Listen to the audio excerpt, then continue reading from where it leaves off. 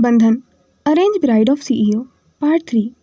उस आवाज़ के आते ही उस लड़की का चेहरा एक पल में ही गिरगिट की तरह बदल गया था।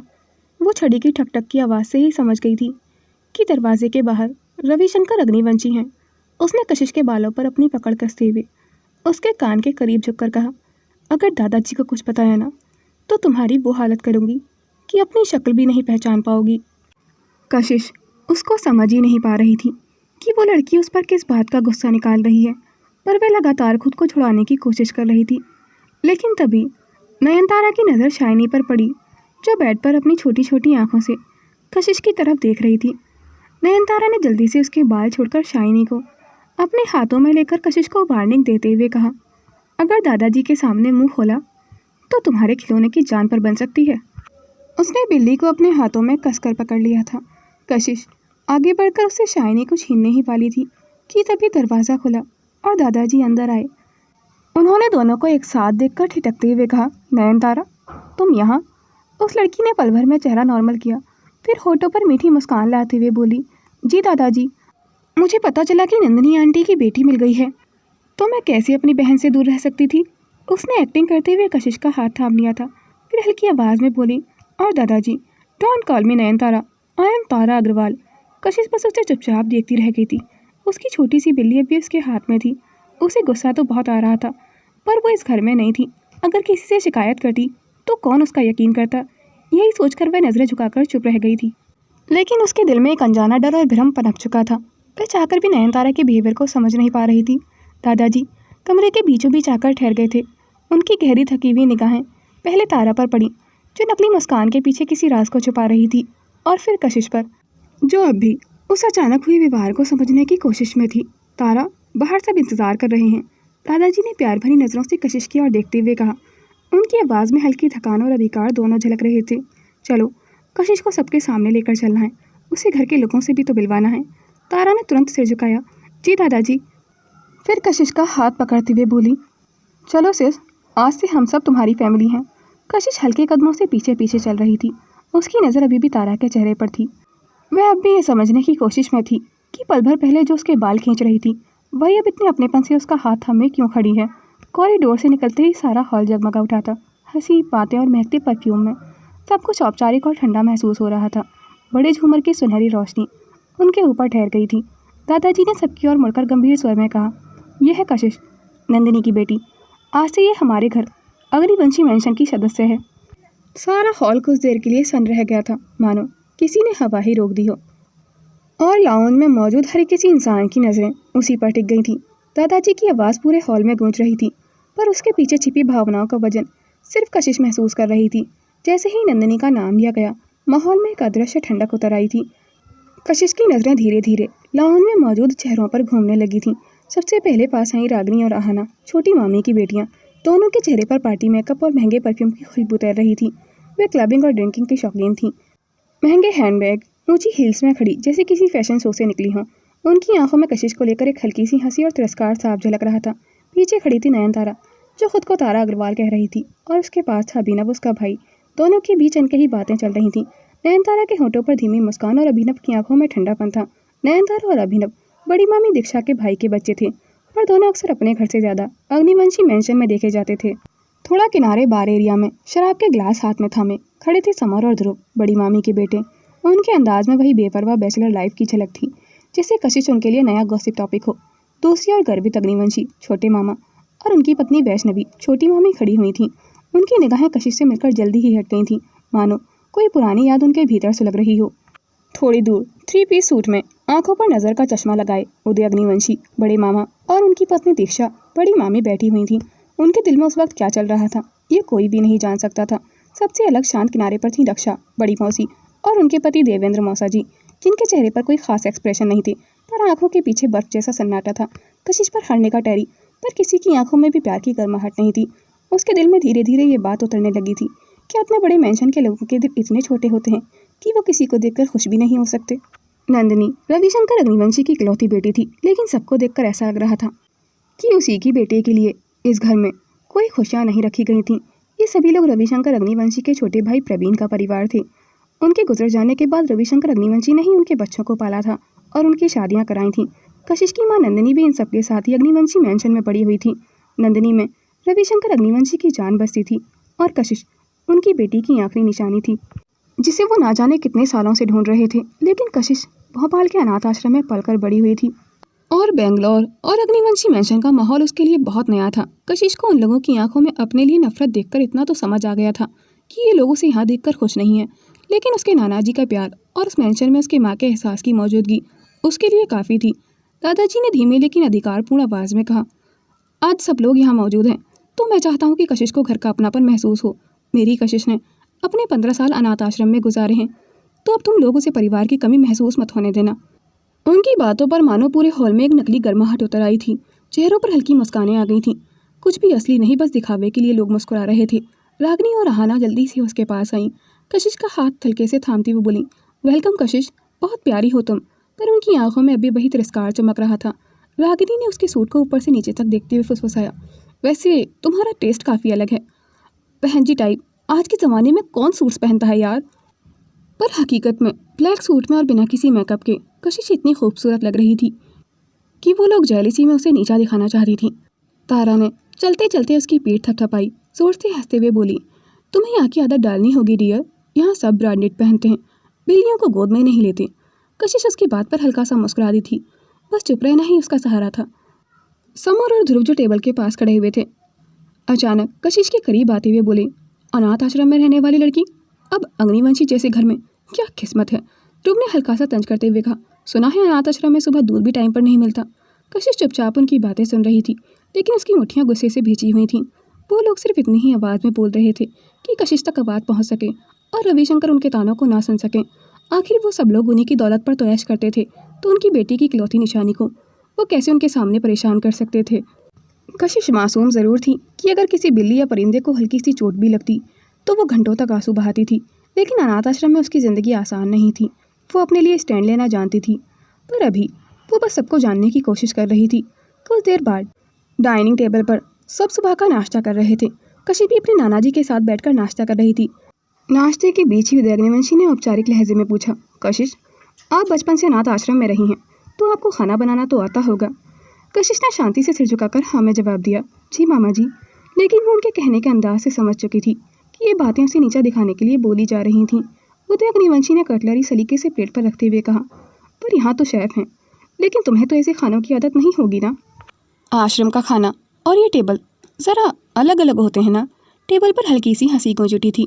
रागिनी और अहाना एक दूसरे को देखकर मुस्कुरा रही थीं। कशिश ने नज़रें झुकाईं, पर उसके होठों पर हल्की मुस्कान थी। जी, आदत तो वक्त बना देता है मामा जी। वहाँ सादा खाना मिलता था, लेकिन हम सब मिलकर खाते थे, इसलिए स्वाद अपने आप आ जाता था।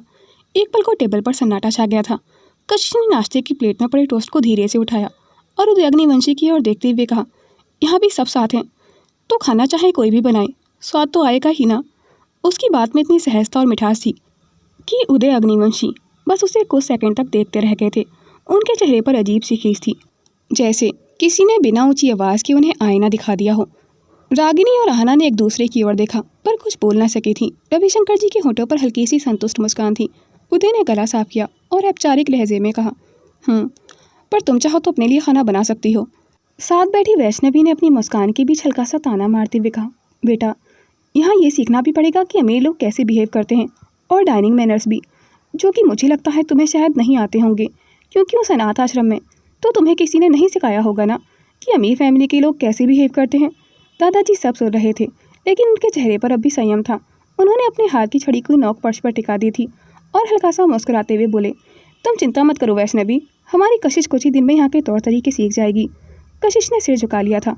उसके दिल में वही पुराना एहसास लौट आया था कि अपनी पहचान चाहे जितनी ही कीमती क्यों ना हो, दूसरों की निगाहों में वो सिर्फ आश्रम वाली लड़की थी।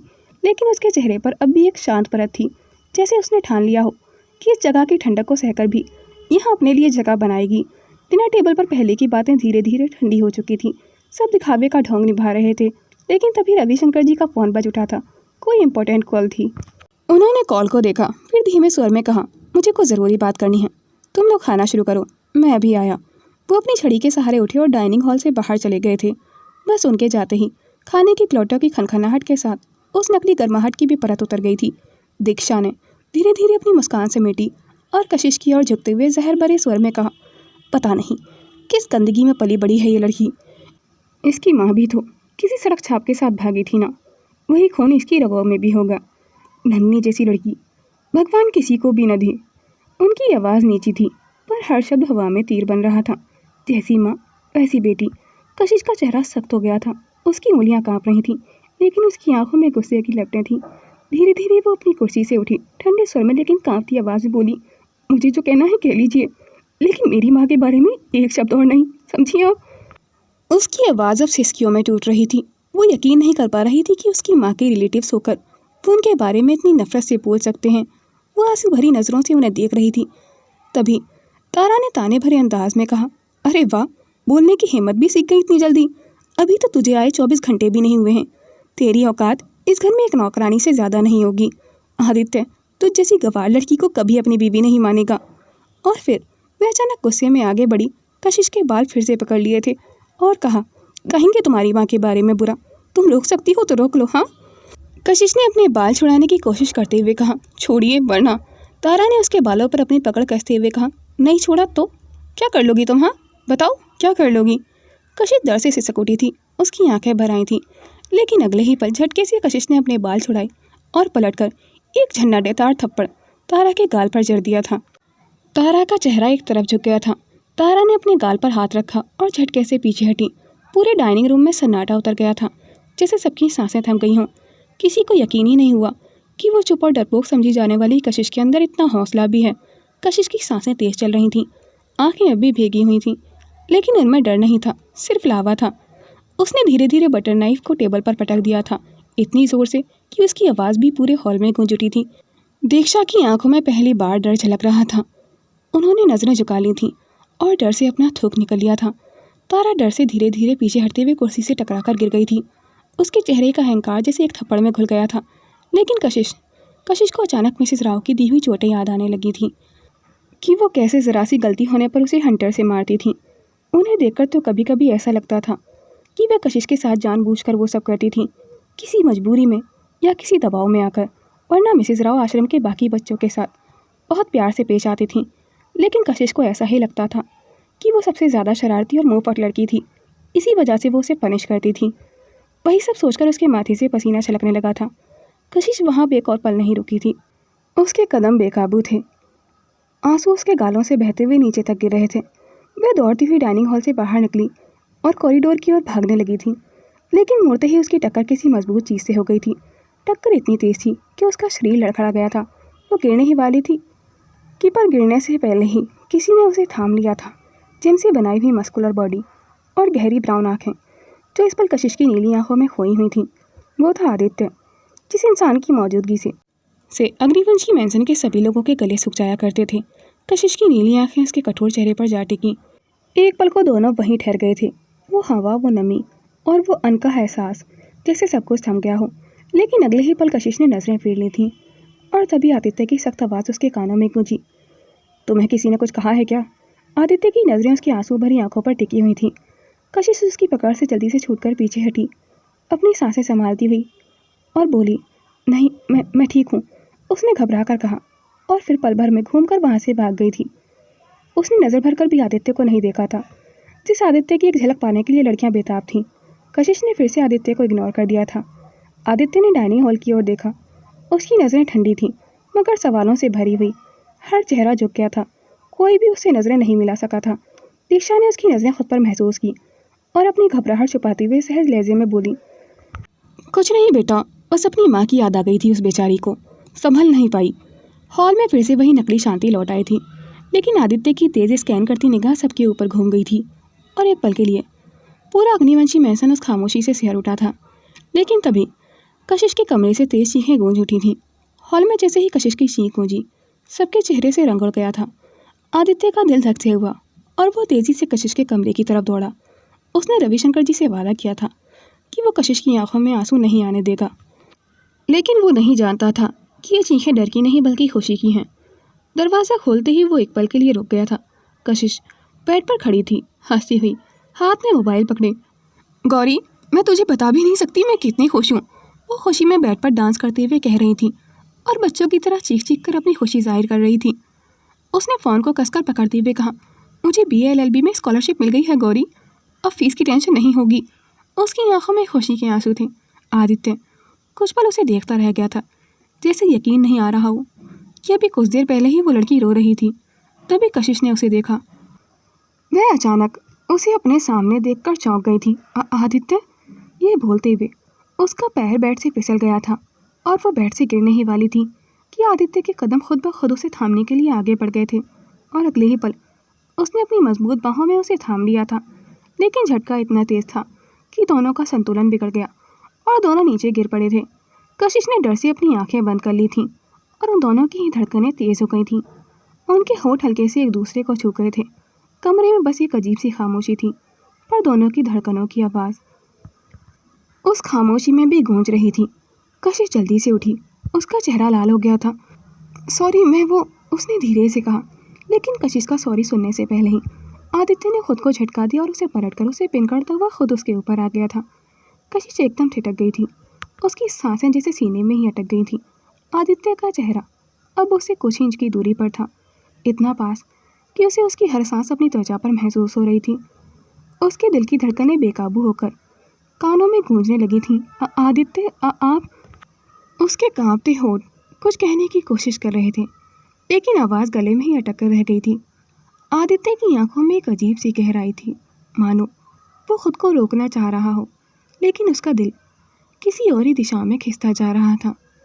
उसने अपने हाथों की पकड़ ढीली नहीं की थी, बल्कि वो अनजाने में उसे अपनी और करीब खींच चुका था। उसकी उंगलियां कशिश की कमर को हल्के से छूती हुई जैसे उसके दिल की धड़कनों को महसूस कर रही थीं। आदित्य के चेहरे पर ठहराव था, उसकी आंखों में वो चाहत झलक रही थी जिसे वो खुद भी समझ नहीं पा रहा था। लेकिन अगले ही पल कशिश को खुद से दूर करता हुआ गुस्से भरी आवाज़ में बोला, how dare you touch my lips. Kashish कुछ पल तक उसे घूरती रह गई थी। उसकी सांसें अभी भी तेज थीं, दिल धड़क रहा था। एक तो वह अभी अभी गिरने से बची थी, ऊपर से आदित्य उसे ही ब्लेम कर रहा था, जबकि वो भी जानता था कि जो भी कुछ हुआ गलती से हुआ था। वो तमतमाए चेहरे के साथ बोली, आप तो ऐसे बिहेव कर रहे हैं जैसे मैंने आपकी इज्जत पर हाथ डाल दिया हो। आदित्य का चेहरा सख्त हो गया था, आंखों में गुस्से की चमक थी। कशिश ने खड़े होते हुए कहा, कल आपने भी मुझे बिना पूछे किस किया था, याद है ना, मीडिया के सामने। आज मुझसे गलती से हो गया तो हिसाब बराबर समझिए। कशिश ने हकलाते हुए कहा। वो अपनी एम्बेरसमेंट छुपाने की कोशिश कर रही थी, लेकिन अचानक हुए इस किस ने दोनों के अंदर ही जज्बात जगा दिए थे। पर दोनों में से ही कोई भी बस मानना नहीं चाहता था। कमरे में सन्नाटा फैल गया था। कमरे में हल्की सी खुशबू तैर रही थी, वो खुशबू जो नशे की तरह हवा में घुल चुकी थी। कैंडल की लो झिलमिला रही थी और उसी की रोशनी में दोनों के चेहरे एक दूसरे से बस कुछ इंच की दूरी पर थे। आदित्य ने उसके शब्द दोहराए, धीमे मगर गुस्से भरे लहजे में, हिसाब बराबर। हाँ, सच में। वो उसकी कलाई पकड़कर उसे और भी करीब खींच चुका था, इतना कि कशिश की सांसें उसकी शर्ट से टकरा रही थीं। कशिश ने छूटने की कोशिश की। आदित्य छोड़िए मुझे। उसकी आवाज़ कांप रही थी, लेकिन नज़रों में एक अजीब सी चाहत थी। आदित्य ने उसकी आंखों में झांकते हुए कहा, what the hell are you saying. उसकी आवाज़ अब धीमी पड़ चुकी थी, गुस्से से ज़्यादा उसमें कोई अनकहा जज्बात था। कशिश की धड़कनें जैसे उसके सीने से अटक गई थीं। वो नहीं जानती थी कि आदित्य की आंखों में ये गुस्सा था या कुछ और, पर इतना ज़रूर था कि उसकी नज़दीकी अब उसे डरा भी रही थी और बेचैन भी कर रही थी। कैंडल की खुशबू और उस पल की गर्माहट के बीच दोनों की सांसें आपस में घुलने लगी थीं। कशिश ने हल्के से फुसफुसाया, आप मुझे डराने लगे हो। आदित्य का चेहरा अब और भी करीब था, उसकी उंगलियां अभी भी उसकी कमर के पास थीं, पर अब पकड़ में पहले जैसी सख्ती नहीं थी। उसने गहरी सांस ली, जैसे खुद को रोकने की कोशिश कर रहा हो। उसकी नज़र कशिश के कांपते होठों पर ठहर गई थी।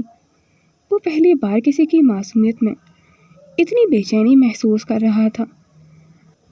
वो खुद को कंट्रोल करने की कोशिश करते हुए बोला, हाउ कैन शी अट्रैक्ट मी। उसकी आवाज़ धीमी मगर बेहद गहरी थी। कशिश की नज़रें झुक गई थीं, उसके गालों पर शर्म से लाली फैल चुकी थी। एक पल के लिए दोनों ही खामोश हो गए थे, बस कैंडल की लौ थी जो अब और तेज़ झिलमिला रही थी। फिर अचानक आदित्य ने खुद को पीछे खींच लिया। उसने अपनी नज़रों को फेर कर जल्दी से कशिश को सामने से हटाते हुए बाथरूम में चला गया था। आदित्य ने बाथरूम का दरवाज़ा ज़ोर से बंद किया। वो जैसे खुद से भागना चाहता हो। पल भर पहले की वो नज़दीकियाँ, कशिश की सिसकती सांसें और वो कैंडल की खुशबू सब उसकी सोच में तूफान की तरह घूम रही थीं। उसने झटके से शावर ऑन किया। ठंडे पानी की धार उसके सिर से बहती हुई चेहरे तक आ गई थी और पल भर में शावर से बहते पानी ने उसकी शर्ट को भिगो दिया था। वो दीवार से टिक गया था, दोनों हाथों से बालों में पानी रगड़ता हुआ, जैसे अपने अंदर जलती हुई आग बुझाने की कोशिश कर रहा हो। पर उस पानी की ठंडक भी उसके भीतर की गर्मी को रोक नहीं सकी थी।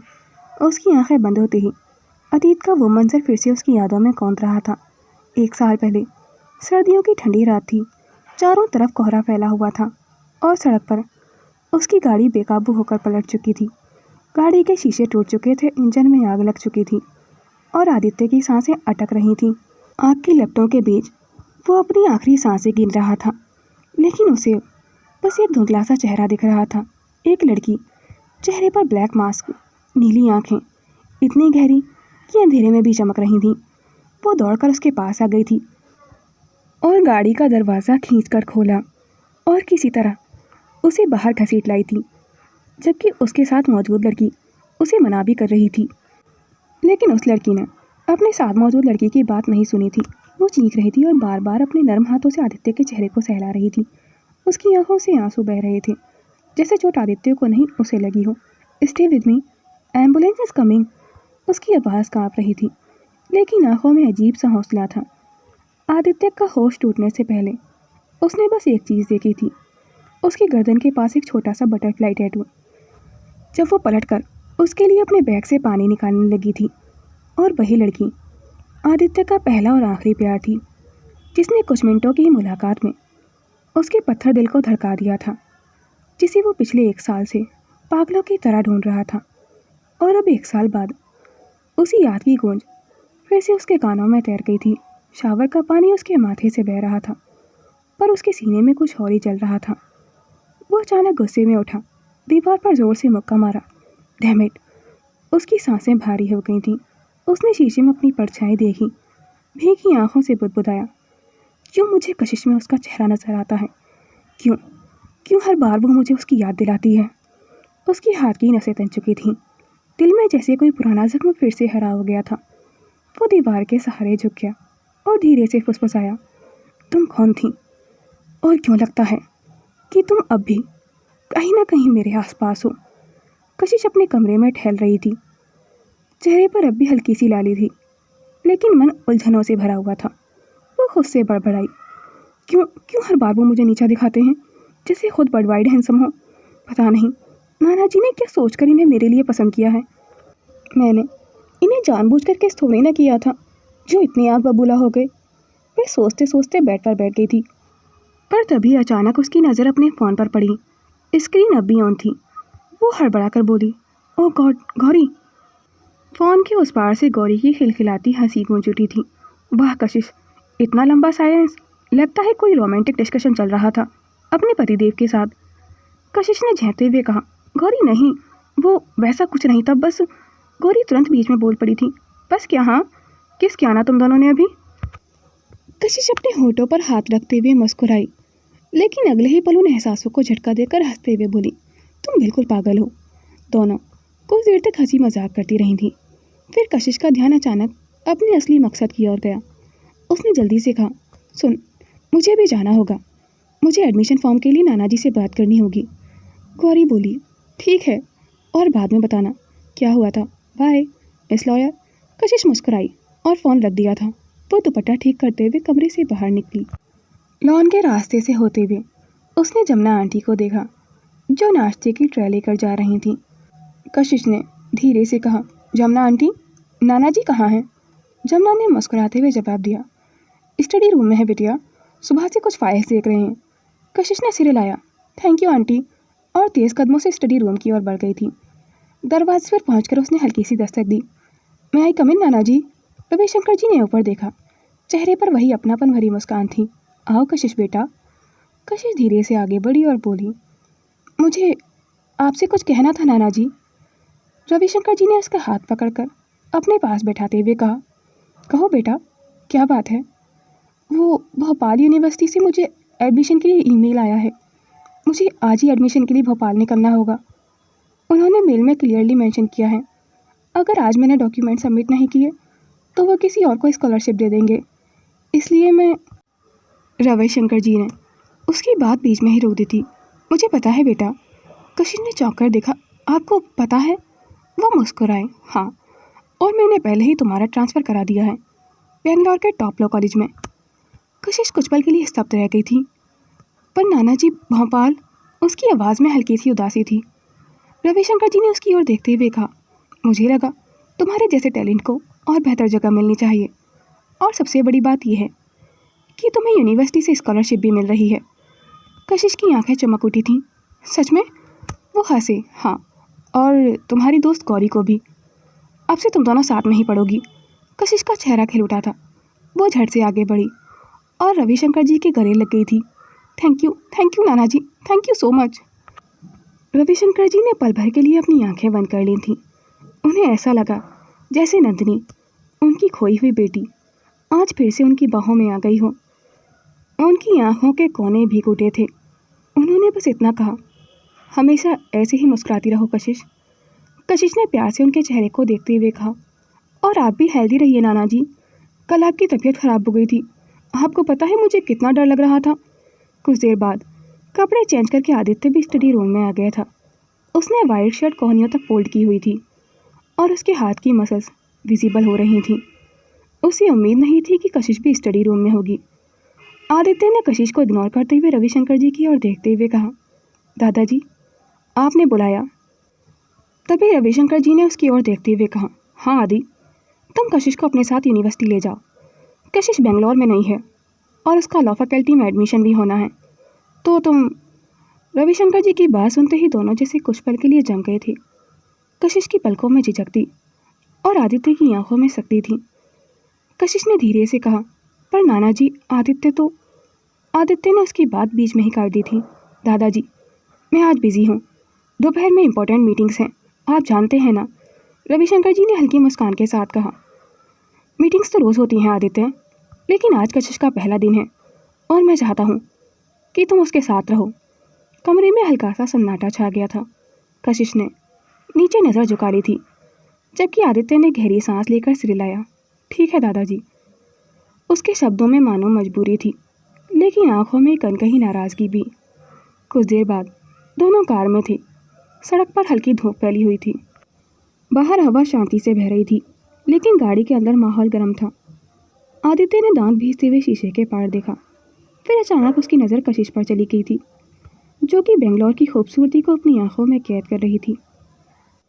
आदित्य ने उसे खुश होते देख गाड़ी की स्पीड थोड़ी बढ़ा दी थी। कुछ पल की खामोशी के बाद उसने व्यंग्य से कहा, काफ़ी जल्दी एडमिशन मिल गया ना तुम्हें? शायद दादाजी की सिफारिश काम आ गई होगी। आदित्य के लहजे में ताना था। कशिश उसकी बात सुनकर हैरान रह गई थी। उसने तुरंत गुस्से से उसकी ओर देखते हुए कहा, नहीं मिस्टर आदित्य, मुझे मेरी काबिलियत पर एडमिशन मिला है और स्कॉलरशिप भी मिली है। मैं अपनी पढ़ाई अपनी मेहनत के बल पर करती हूँ। आदित्य हंस पड़ा था। मेहनत? उसने उसकी ओर देखा। आंखों में नुकीला तीखापन था। तुम जैसी लड़कियाँ ना हमेशा बस मेहनत की बात करती हैं, लेकिन असल में सब कुछ शॉर्टकट से पाना चाहती हैं। पहले घर, फिर भरोसा और फिर नाम। गोल्ड डिगर बोलूं या मौका परस्त, मुझे तो समझ ही नहीं आ रहा कि तुम जैसी चालाक लड़की पर कौन सा लेबल सूट करेगा। कशिश की उंगलियां अपने दुपट्टे को थामी हुई थी।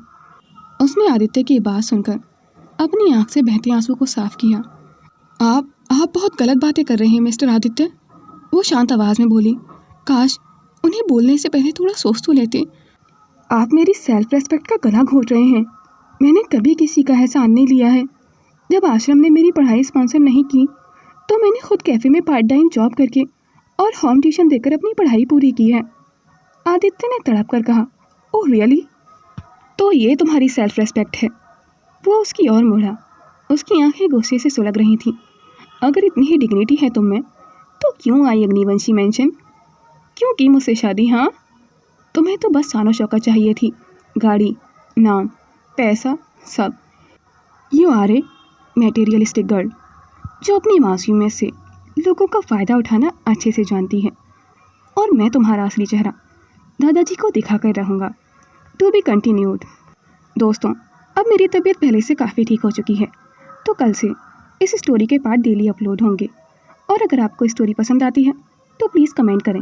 आपका एक प्यारा सा कमेंट मुझे लिखने के लिए बहुत ज़्यादा मोटिवेट करता है, तो प्लीज़ कमेंट करें और स्टोरी को हाइप करें। Thanks for watching. Do like, comment and share this video and subscribe my YouTube channel for more interesting videos.